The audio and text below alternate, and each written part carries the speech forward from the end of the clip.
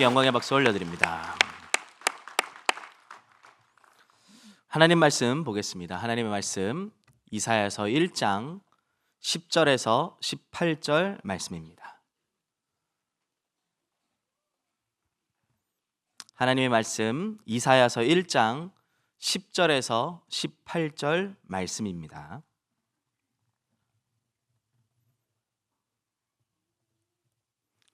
제가 한 절 읽고 여러분 한 절 읽고 우리 교독해서 보도록 하겠습니다. 너희 소돔의 관원들아 여호와의 말씀을 들을지어다. 너희 고모라의 백성아 우리 하나님의 법에 귀를 기울일지어다. 여호와께서 말씀하시되 너희의 무수한 재물이 내게 무엇이 유익하뇨?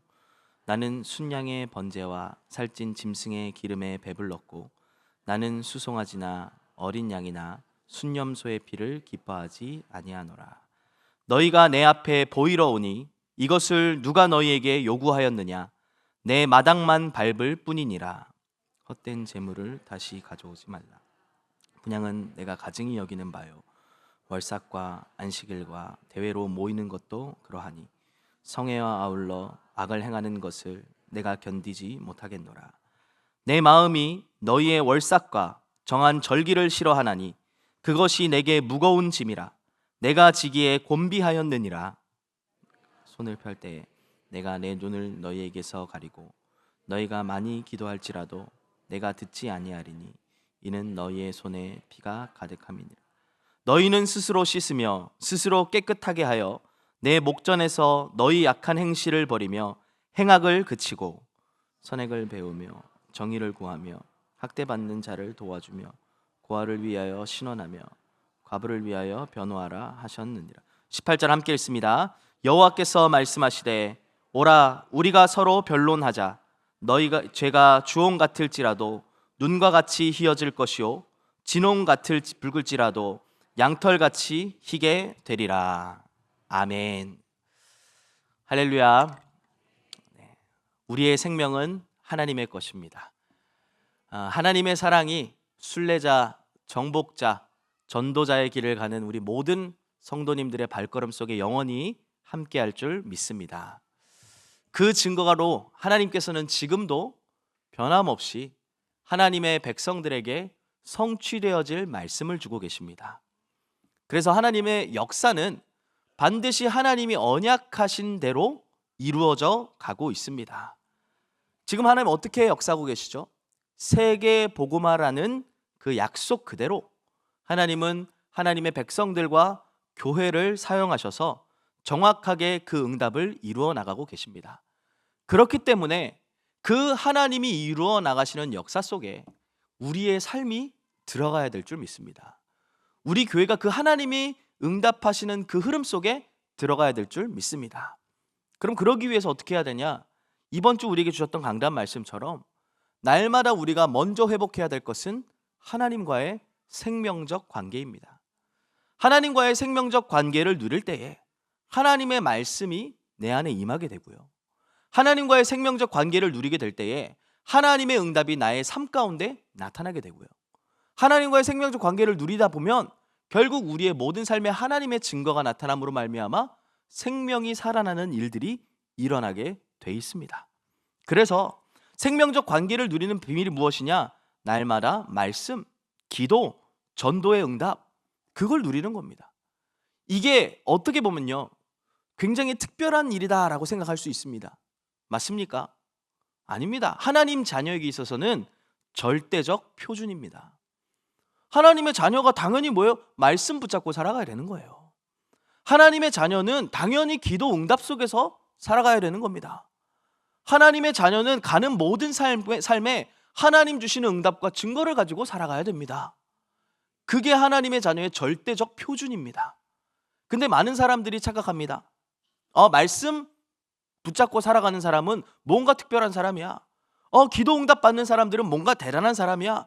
전도의 역사 일어난 사람은 뭔가 하나님의 큰 은사를 받은 사람이야. 과연 그렇습니까?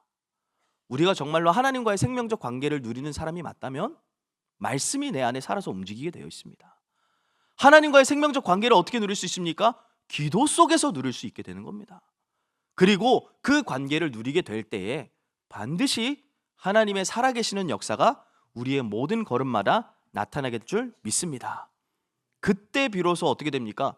세상에 끌려가는 자가 아니라 세상을 정복하는 자가 되어지는 겁니다. 영적으로 세상을 살리는 자가 되어지는 것입니다. 그래서 오늘 우리가 하나님과의 생명적 관계를 누리며 현장을 정복하고 다스리는 그 일에 가장 귀하게 쓰임받는 응답의 주역이 되시기를 예수님의 이름으로 축복합니다.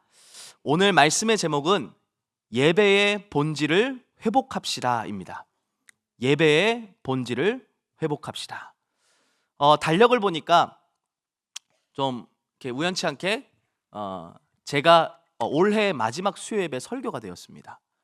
다음 주에는 저희가 성탄 감사 예배로 오전에 이렇게 드려지고 오후에는 예배가 없죠. 그렇게 되면은 그 다음 주 수요일에는 1월 1일이 됩니다.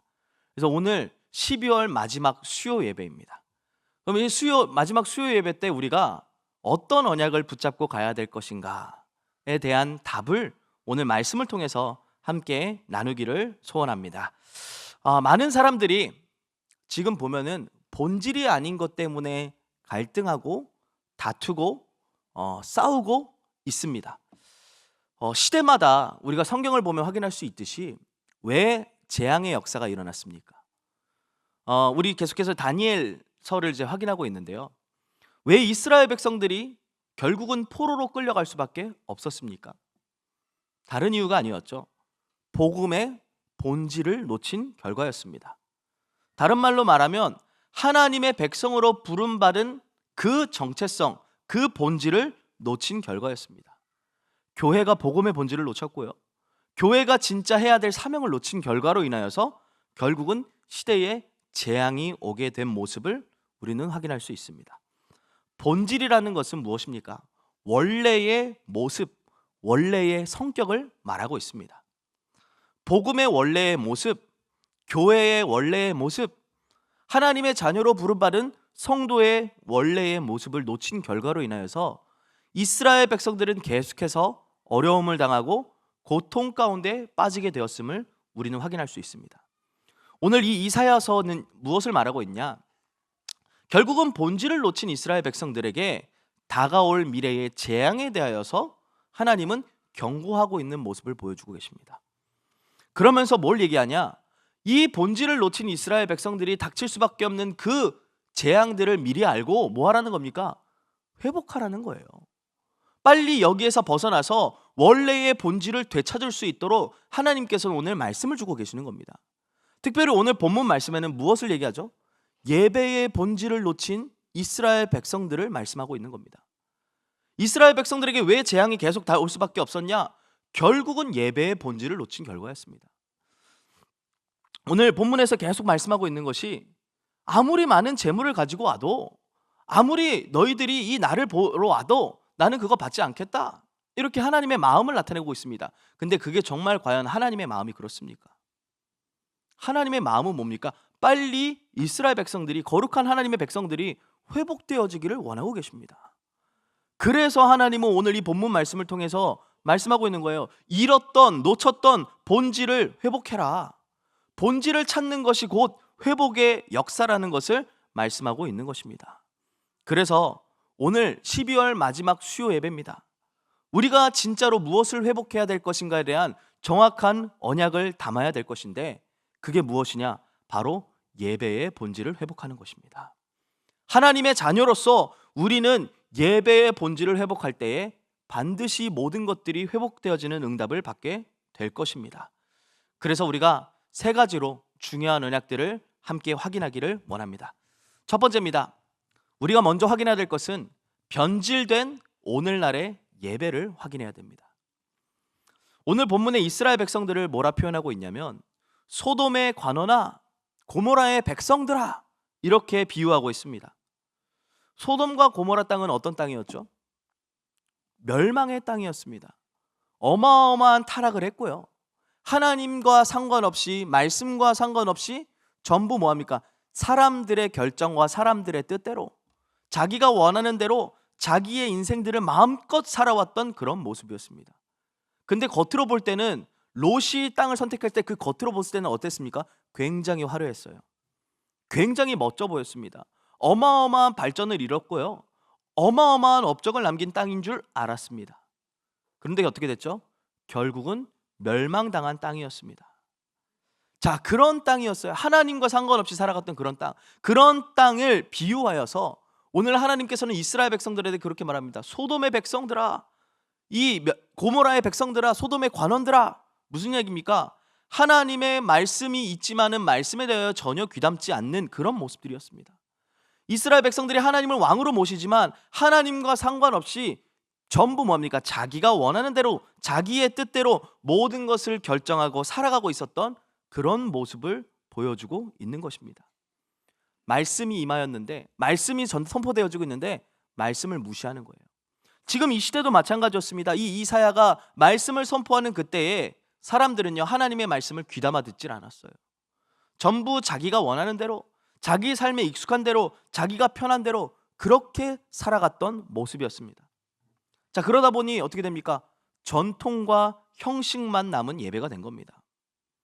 하나님께서 이스라엘 백성들에게 처음부터 뭘 말씀하셨습니까? 피제사 드릴 것을 말씀하셨습니다. 그렇죠? 그 본질이 뭡니까? 단순히 제물을 드리고 연기를 드리는 데 있지 않습니다. 하나님께 드리는 제사를 통해서 뭘 확인하라는 겁니까? 아, 나는 죽어야 하는데, 나는 죽어야만 하는 죄인이구나, 그걸 깨달으라는 거예요. 그래 하나님 피제사를 드리라는 궁극적인 목적은 뭡니까? 내가 죽어야 하는데 나를 대신하여 이 죄값이 이 제물에게 전가되었구나.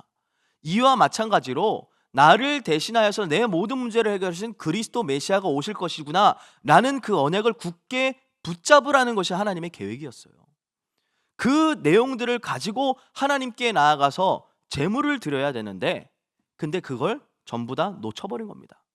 그냥 뭐에만 붙잡혀 있는 거냐? 형식적으로 제물을 가져다가 바치는 거에만, 형식적으로 피 뿌리고 연기 내는 거에만, 거기에만 붙잡혀 있던 것이었습니다. 창세기 4장을 보시면 가인과 아벨의 예배가 나옵니다. 많은 사람들이 가인과 아벨의 예배의 특징은 제물이었다라고 얘기합니다. 다른 점은 제물이었다. 맞습니까? 히브리서 11장 4절에 이렇게 말씀하죠. 믿음으로 아벨은 가인보다 더 나은 제사를 하나님께 드림으로 의로운 자라 하시는 증거를 얻었으니 하나님이 이 예물에 대하여 증언하심이라. 그가 죽었으나 그 믿음으로써 지금도 말하느니라. 가인과 아벨의 예배의 차이는 단순히 제물이 아니었습니다. 무엇이었습니까? 믿음이었습니다. 하나님의 말씀을 믿는 그 믿음, 하나님께서 우리의 인생 문제 해결하실 그리스도를 보내실 것이라는 그 믿음, 그 믿음으로 하나님 앞에 피제사를 드렸던 겁니다. 가인은요, 무엇이었습니까? 그 하나님이 미리 약속하셨던 그 약속의 말씀을 믿지 않았어요. 그렇기 때문에 내 생각 가지고 내가 원하는 대로 그냥 제물을 드린 거예요. 단순히 곡식의 제물을 드려서 그렇다? 아닙니다. 하나님이요, 출애굽기에 보시면요, 제물을 드리라 할 때 곡식 제물도 드리라고 하셨어요. 그럼 그 제물이 문제가 아니라 결국 무엇이었냐? 믿음의 차이였다라는 겁니다.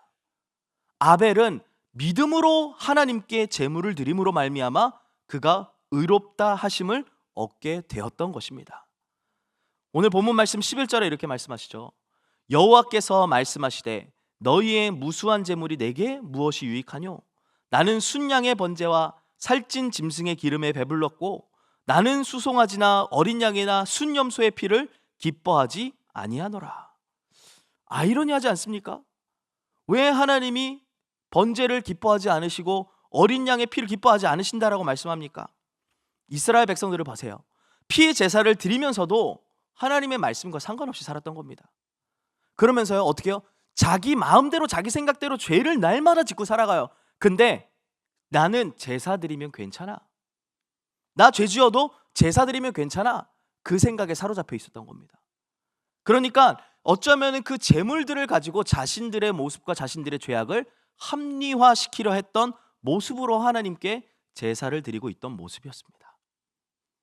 오늘날 우리의 예배가 혹시 이러진 않습니까? 예배의 자리에 우리가 나와 있습니다. 그런데 예배의 자리에 나와서도 하나님의 말씀보다 사람의 말에 더 귀 기울이며 살아가진 않습니까? 예배의 자리에 나온 것만으로도 위안을 삼고 주일에 나 교회 왔으니까 된 거야, 이게 신앙생활이야, 그렇게 착각하며 살아가진 않습니까? 그러면서 어떻게 합니까? 아, 하나님, 나 교회 나왔으니까, 나 예배 자리에 나왔으니까 좀 내가 원하는 것 좀 이루어 주세요. 우리 자녀들 좀 잘 되게 해주고 나에게 필요한 것 좀 주시고, 그러면서 하나님과 딜을 하고 있지는 않습니까? 예수 그리스도의 이름으로 기도합니다. 그러나 예수 그리스도의 이름으로 살아가진 않아요. 예수 그리스도의 이름을 마치 부적처럼 자신 문제 해결하는 데에만, 자신의 죄를 합리화시키는 데에만 이용하고 있진 않은지를 우리가 함께 점검해 봐야 된다는 것입니다. 오늘날 이게 변질된 예배의 모습이고, 오늘 본문의 말씀은 그 상황에 대한 하나님의 마음을 말씀하고 있는 것입니다. 오늘 12절에 이렇게 말씀하시죠. 너희가 내 앞에 보이러 오니 이것을 누가 너희에게 요구하였느냐? 내 마당만 밟을 뿐이니라. 예배의 자리에 나왔지만 예배의 본질을 다 놓치고 마당만 밟고 가는 그런 모습이라는 겁니다. 여러분, 만약에 자동차에 기름이 떨어지면 어디로 가셔야 됩니까? 주유소 가셔야 돼요. 주유소에 기름 넣으러 갔는데 그냥 물만 먹고 나오면 되겠습니까? 우리가 배가 고파가지고 식당에 들어갑니다. 식당에 들어갔는데 사장님과 막 얘기하다가 그냥 나오면 되겠습니까? 배가 고프면 밥을 먹어야 되고, 식당에 가서 주유소에 기름이 없으면 기름을 넣어야 해요. 그 현장에, 그 장소에 가면 그 장소에 맞는 목적대로 그 본질을 찾아내야 되는 겁니다. 우리가 예배 자리에 왔는데 하나님께 예배를 드리고 있지 않습니다. 하나님의 말씀에 귀 기울이고 있지 않습니다. 하나님을 무시하고 하나님의 역사를 인정하지 않고 그냥 마당만 밟고 가고 있진 않은지 다시 한번 우리가 우리의 예배를 점검해 봐야 되겠습니다. 왜 하나님이 오늘 이렇게 말씀하시냐? 빨리 점검하고 회복하라고. 우리가 다시 찾아내야 될 예배의 본질 속으로 다시 들어가라는 것입니다. 특별히 저는 교역자입니다. 교역자이다 보니까 막 주일날이나 아니면 이제 예배 드리러 오는 자리에 금요일날 해야 될 일들이 너무 많아요. 자, 그러다 보면 착각하는 게 있습니다. 하나님의 은혜를 받으러 와 있는 나의 본질인데, 하나님의 자녀가 당연히 예배 자리에 하나님의 은혜를 받으러 나와야 되는데 착각을 하게 돼요. 일을 하게 된다라고 착각하게 됩니다. 그래서 일에 빠지게 되고 사람과의 관계에 빠지게 되면 결국은 진짜의 것을 놓치고 갈 수밖에 없는 것입니다. 그래서 우리에게 진짜 중요한 게 무엇이냐? 하나님 만나러 온 이 예배의 자리에는 하나님 만나고 가셔야 돼요. 하나님 말씀 들으러 온 이 예배 자리에는 하나님 말씀 듣고 가셔야 됩니다. 하나님의 응답을 가지고 가셔야 되고요, 하나님의 역사를 가지고 가야 돼요. 그게 아니면 어쩔 수 없이 똑같이 이 오늘 이사야 본문에 말씀하고 있는 것처럼 하나님이 우리에게 경고하시는 말씀들이 우리의 삶 가운데 임하게 될 것입니다. 그래서 반드시 회복해야 될 예배의 본질, 우리가 찾아내야 될 줄로 믿습니다. 그래서 두 번째로 우리가 붙잡아야 될 언약이 무엇이냐? 하나님이 원하시는 예배가 무엇이냐는 거죠. 하나님이 원하시는 예배. 하나님이 원하시는 예배는 뭘까요? 하나님이 원하시는 예배는 제일 먼저는 하나님과의 관계를 누리는 예배입니다. 이번 주 우리에게 강단 말씀을 통해서도 주셨죠. 하나님과의 생명적 관계를 최고 우선으로 누려라. 하나님과의 관계를 회복하니까 어떻게 됩니까? 모든 것들이 정복되어지고 다스리지는 역사가 나타나게 됩니다. 하나님과의 관계가 회복된다는 말은 뭡니까? 일단 나에게 하나님의 말씀이 들리게 돼요. 하나님과의 관계가 회복되어지면 말씀이 나의 삶에 임하게 되는 것입니다. 여러분, 성경에 보면요, 이 성경에 계속해서 맨 앞장에, 구약 성경 맨 앞장에는요, 여호와의 말씀이 누구누구에게 임하니라 가라사대, 이런 표현들이 많이 나와 있습니다. 근데 그 사람들의 대부분의 하나님과의 관계를 보면 어떻습니까? 하나님과의 유일하게 하나님과 그 시대에 소통했던 사람들에게 하나님의 말씀이 임하였음을 우리는 확인할 수 있습니다. 이 시대에 하나님의 말씀을 마음에 담고 살아가는 자가 누구입니까? 하나님과의 관계를 누리는 자에게는 하나님이 반드시 말씀으로 역사하시게 되어 있습니다. 그래서 하나님과의 관계를 누리는 것은 곧 하나님의 말씀을 통하여 정확한 인도를 받는 사람을 말하는 것입니다. 그리고요, 하나님과의 관계를 누린다는 것은 뭐죠? 하나님으로부터 우리가 말씀을 받았어요. 그럼 뭐예요? 우리의 모든 것들을 하나님께 아뢰는 겁니다. 기도로 소통하는 거예요. 그래야 뭐가 됩니까? 관계가 되어지지 않습니까? 그렇죠? 만약에 제가 우리 박승태 전사님과 같이 얘기를 하는데 저만 계속 말해요. 근데 박승태 전사님은 그거에 대한 반응이 없어요. 소통이 되겠습니까? 관계가 이루어지지 않습니다. 박세현 선생님은 계속 다른 사람들이랑 얘기해요. 그러면 저는 뭐라 생각합니까? 이 친구가 나를 무시하나? 그렇게 생각할 수 있습니다. 어쩌면 우리가 그럴 수도 있어요. 하나님의 말씀이 나에게 계속 던져지고 있는데, 근데 우리는 그 말씀 붙잡고 기도 속으로 들어가지 않아요. 하나님과의 관계를 계속 놓쳐버리는 겁니다. 관계란 무엇입니까? 하나님의 말씀이 나에게 임하면 그 말씀 붙잡고 우리가 기도하는 겁니다. 하나님, 나에게 이렇게 약속하셨죠? 하나님, 한 주간 동안 나의 이 말씀이 나의 모든 삶 가운데 성취될 줄 믿습니다. 기도할 때에 하나님과의 관계가 더욱 깊어지게 되는 것이죠. 그때에 우리의 삶에 어떤 일이요? 하나님의 능력의 역사가 나타나게 되는 거예요. 하나님과 함께하는 동행의 비밀이 나타나게 되어지는 것인 줄 믿습니다. 하나님께서 왜 우리에게 그리스도를 보내셨습니까? 우리 긍정적으로 한번 이유를 생각해 봅시다. 하나님이 왜 그리스도를 보내셨습니까? 단순히 우리를 죄 가운데 건지시기 위함입니까? 우리를 구원하시기 위함입니까? 맞습니다. 맞는 말이지만 가장 궁극적으로는 하나님과 나와의 관계를 회복시키기 위함이에요. 하나님이 우리를 직접 찾아오셔서 관계를 회복시키기 위하여 그리스도를 보내신 것입니다. 예수님을 부인하고 떠나온 베드로를 예수님께서 직접 찾아가셨습니다. 왜 그렇게 하셨죠? 다시 관계를 회복하자는 것입니다. 하나님이 우리에게 진짜 원하시는 것은 무엇이냐? 하나님과의 관계를 회복하는 예배인 것입니다. 그래서 우리는 예배 나올 때마다 뭘 확인하시면 됩니까? 하나님과의 관계를 누리는 그 말씀 속으로, 기도 속으로, 하나님의 응답 속으로 들어가게 되면 될 줄 믿습니다. 모든 일에 하나님의 관계를 누렸던 다윗을 한번 봅시다. 시편 23편 4절에 다윗의 고백 아닙니까? 내가 사망의 음침한 골짜기를 다닐지라도 해를 두려워하지 않음은 주께서 나와 함께 하심이라. 주의 지팡이와 막대기가 나를 안위하시나이다. 하나님과의 관계를 모르는 사람들은 이 비밀을 모릅니다. 근데 날마다 모든 상황 가운데 이걸 누리다 보니까 내가 사망의 음침한 골짜기에 있다 할지라도 상관없다는 거예요. 왜요?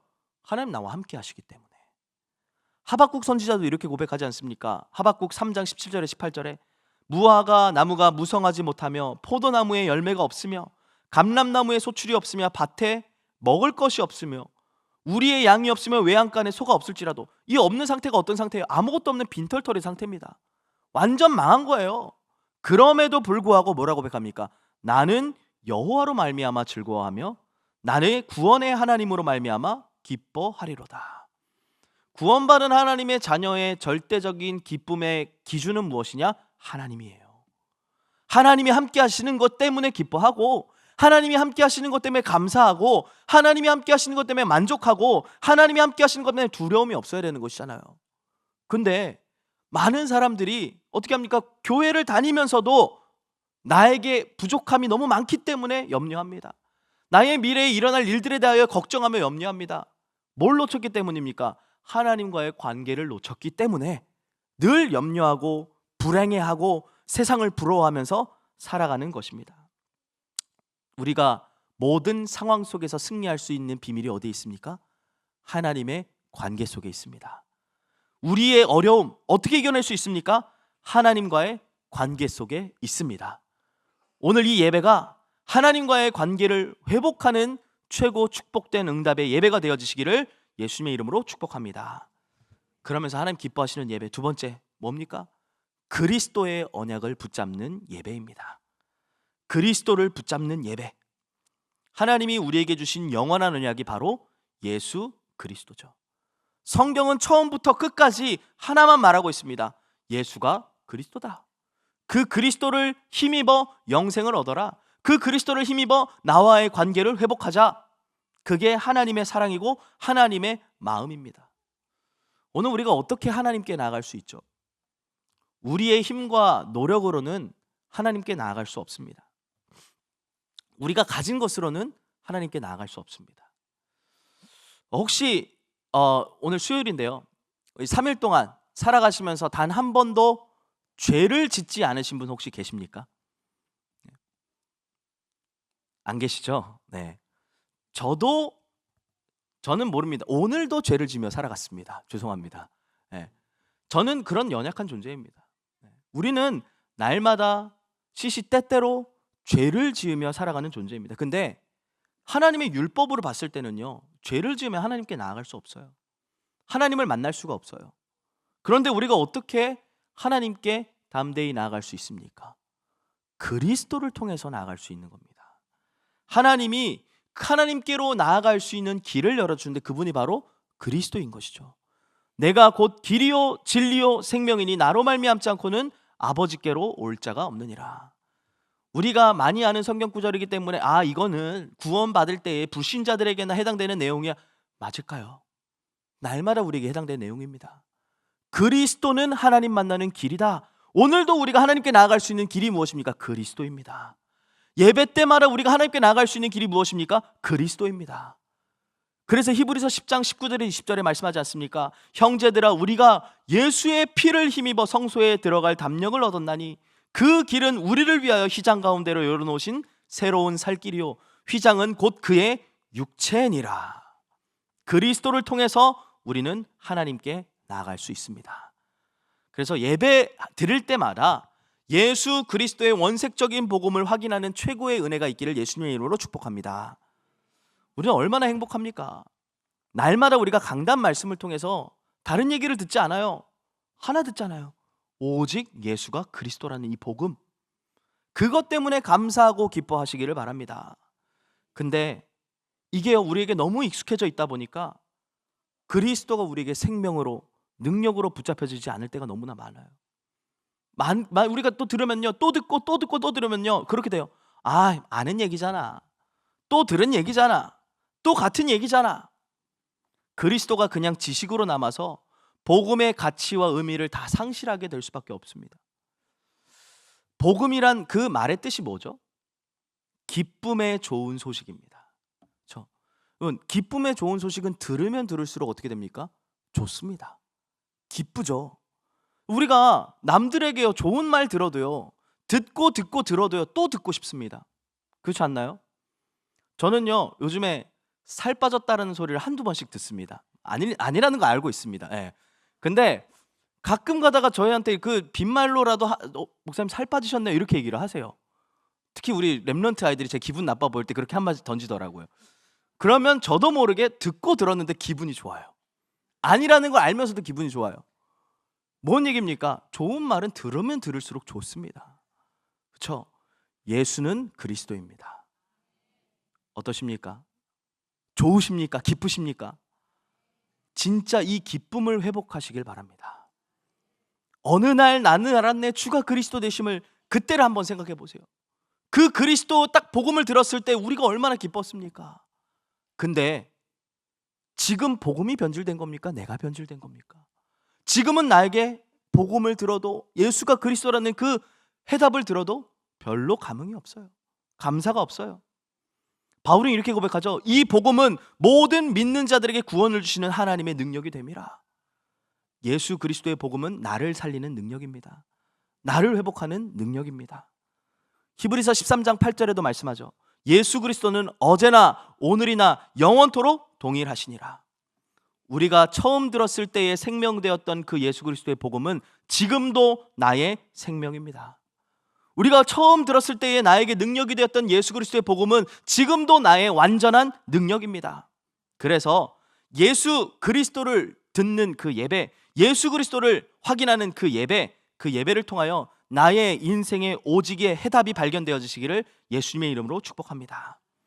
예배 들을 때마다 그리스도의 복음이 나에게 해답으로 누려질 때 모든 것들이 회복되어지는 역사가 일어날 줄 믿습니다. 세 번째입니다. 하나님이 진짜 원하시는 예배는 무엇이냐? 영적인 힘을 회복하는 예배입니다.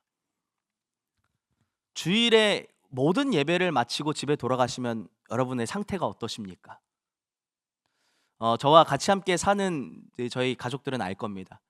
저는 이제 새벽에 나와서 하루 종일 이제 주일 예배를 하고 드리고 모든 것들을 마치고 집에 돌아가면 거의 뭐 이렇게 쓰러져서 침대에 그냥 바로 누워버립니다. 그렇게 누워버려서 진짜 아무것도 못해요. 왜냐면 그만큼 체력적으로나 뭐 이렇게 좀 신경 쓴 부분도 많고 하다 보니까 많은 것들이 이렇게 소모가 되는 것들을 보게 되고, 또 이번 주 주일에는 또 몸이 막 이렇게 으슬으슬 해가지고 좀 몸이 좀 아픈 그런 일들이 있었어요. 자, 그런데 그런 부분을 얘기하는 것이 아니라 정말로 우리가 체력적으로는 힘들지 모르지만 우리의 영적으로, 내면적으로는 어떠시죠? 정말 평안하십니까? 주일날 하루 종일 우리가 예배 속에서 은혜 받고 영적인 힘을 얻고 돌아가면요, 우리의 영적 상태가 어때야 되면 평안해야 돼요. 내일이 기대가 돼야 돼요. 한 주간 동안의 하나님의 응답이 기대가 돼야 돼요. 근데 어쩌면 많은 성도님들이 다음날 월요일인 것에 대하여 염려하고 걱정할 수 있다라고 생각합니다. 특별히 우리 렘넌트들은요, 다음날 월요일이다 이러면요 막 두려워 떱니다. 그 이유가 무엇이죠? 영적인 힘을 놓친 결과이죠. 예배를 통해서 우리는요 뭐 합니까? 하나님이 한 주간 동안 살아가야 될 모든 응답과 축복을 주일날 다 담아 놓으셨어요.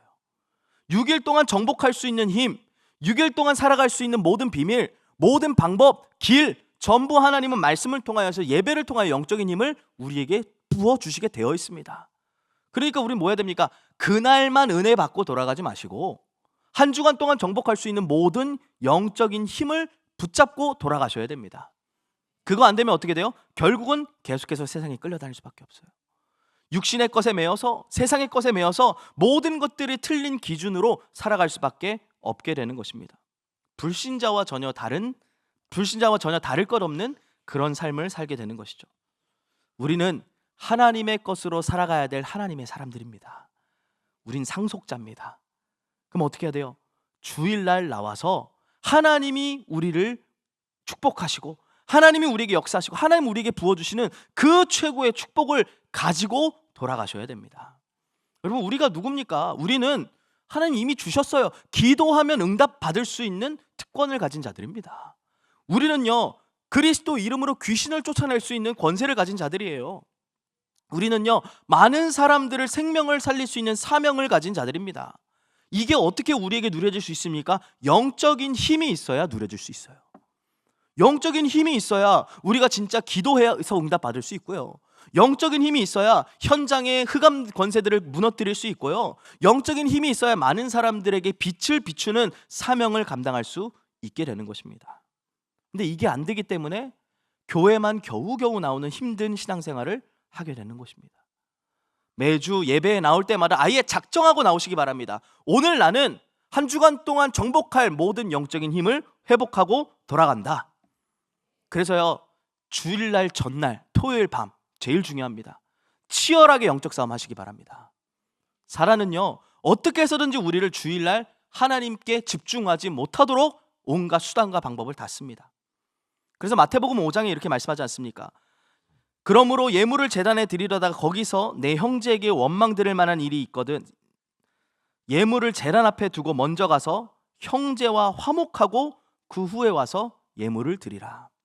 하나님께 예배하는 것에 방해받지 말라는 거예요. 그래서 미리요 토요일날 모든 거 다 정리하고 와야 되는 겁니다.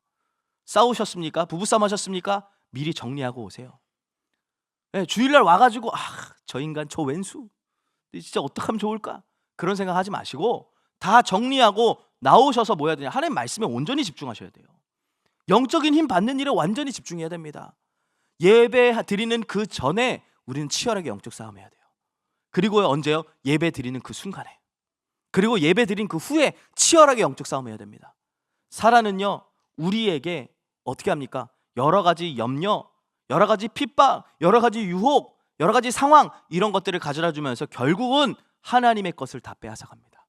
말씀을 빼앗아가고요 하나님의 응답을 다 빼앗아갑니다. 축복을 빼앗아가요. 영적인 힘을 다 빼앗아갑니다. 하나님 말씀 전혀 생각나지 않게 해요. 사람들의 말에 빠지게 만들고요 하나님이 미리 주실 응답을 전혀 믿지 못하도록 현실과 상황들을, 이런저런 문제들을 우리에게 가져옵니다.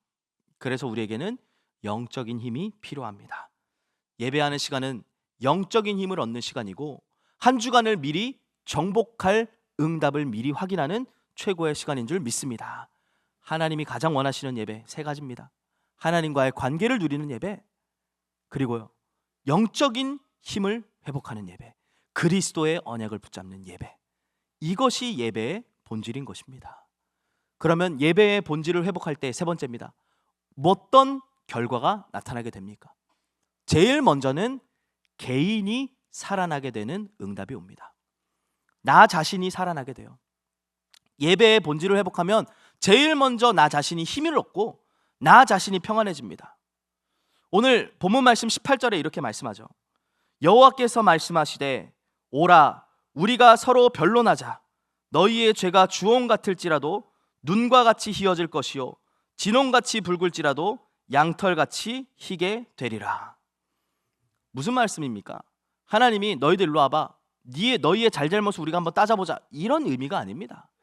우리가 어떤 어려움 가운데 있을지라도, 어떤 죄악 가운데 있을지라도 내가 너희를 회복할 수 있는지 없는지를 가려보자, 이겁니다.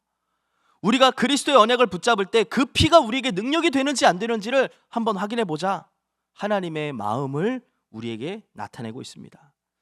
하나님은요, 오늘 왜 이 말씀을 하십니까? 우리를 회복시키기를 원하고 계신다는 얘기예요.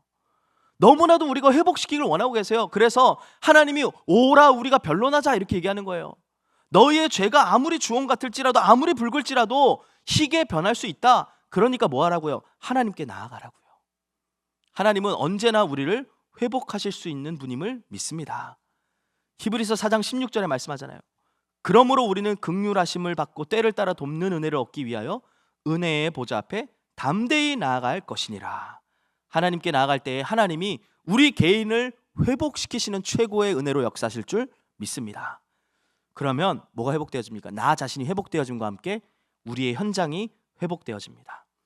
하나님은요, 시대마다 하나님과의 개인이 회복된 사람들을 통하여서 시대를 회복했던 모습들을 보여주고 있습니다. 특별히 사도 바울을 한번 보십시오. 사도 바울이 어떤 모습이었습니까? 원래는 예수님 믿는 자들을 핍박하고 죽이던 모습이었습니다. 오히려 예수 믿는 자들을 죽이기 위해 앞장섰던 그런 사람이었어요. 그런데 이 사도 바울이 하나님과의 관계가 회복되어짐으로 개인이 살아나게 됩니다. 개인이 회복되게 됩니다. 그러니까 어떻게 됩니까? 사도 바울이 가는 곳곳마다 모든 현장이 살아나게 된 것을 볼 수 있습니다. 하나님 말씀하신 것 같이 사도 바울을 통하여서 이방인들이 살아나게 되고요, 그 곳곳에 있는 현장들과 함께 로마까지 살아나게 되는 그 응답들을 우리는 성경을 통해서 확인할 수 있죠. 이와 마찬가지로 하나님의 정확한 언약 붙잡은 나 한 사람이 회복되어질 때 내가 있는 모든 현장이 반드시 회복되어지고 살아나게 될 줄 믿습니다. 분명히 기억하십시오. 내가 있는 현장은 누구에게요? 나에게 달려 있습니다.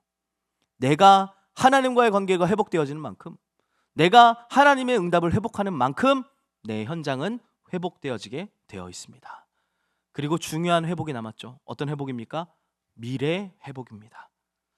우리가 올바른 예배의 본질을 회복하게 될 때에 반드시 우리의 미래가 회복되어질 줄 믿습니다.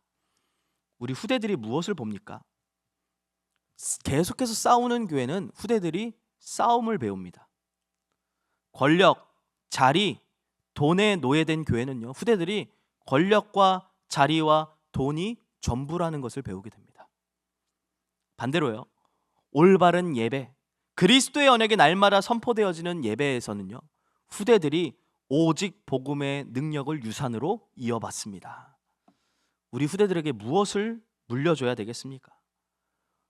하나님이 가장 원하시는 예배의 본질, 예수 그리스도가 날마다 선포되어지는 그 예배, 그를 말미암아 모든 영적인 힘이 회복되어지는 그 예배, 그로 말미암아 현장에 증인들이 일어나서 정말로 하나님의 살아계신 역사를 증거로 보이는 그 예배, 우리가 반드시 물려줘야 될 예배인 줄 믿습니다. 오늘 하나님이 이사야를 통해서 이 중요한 말씀을 하시고 이사야의 말씀을 기록하게 하셨습니다. 그렇게 기록했는데 그 말씀을 깨닫고 알아듣던 사람들이 없었어요. 그런데 우리 이번 강단 말씀 통해서 확인하고 있지만 누가요? 그 다니엘과 세 청년들이 이 말씀을 붙잡았습니다.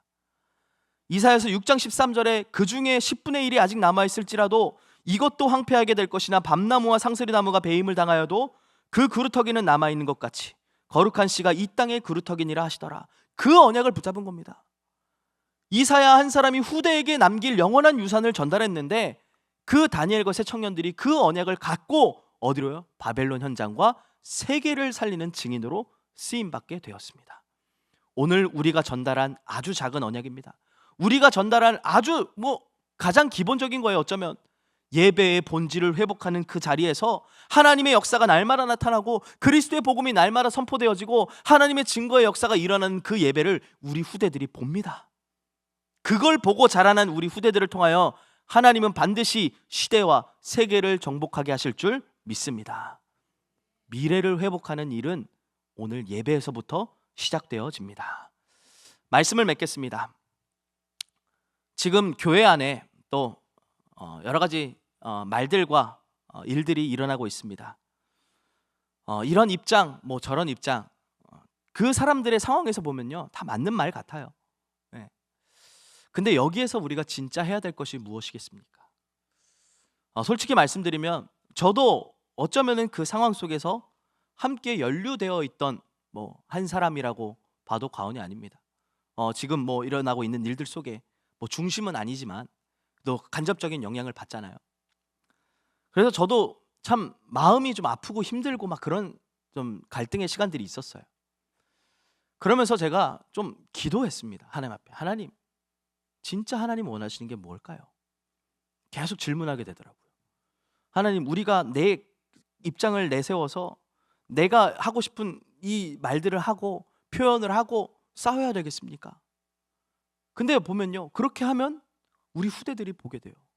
우리 후대들이 그걸 따라하게 돼요. 진짜 하나님 원하시는 게 무엇일까요? 근데 저에게는 그렇게 들리더라고요. 네가 할 게 뭐가 있어? 내가 하는데. 나를 바라봐. 저에게는 그런 음성이 들리더라고요. 오늘 우리가 해야 될 건 다른 게 아닙니다.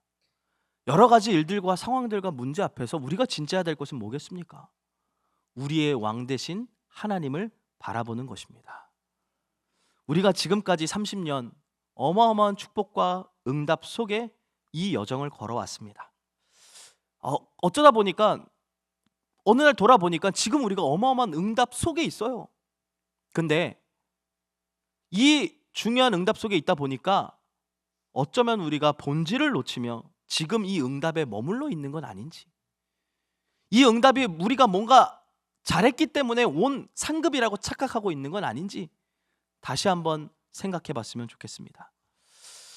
이미 우리가 받은 응답 속에서 주어진 자리를 지키기에 바쁘고 내가 내 거 챙기면서 내 입장 말하고 그러는 거에만 빠져 있지는 않는지, 아니면 정말로 우리가 복음을 사랑하고 영혼을 사랑하고 후대를 사랑하고 하나님을 사랑하는 마음을 놓치고 있지는 않는지 우리가 다시 한번 점검해 봐야 되겠습니다.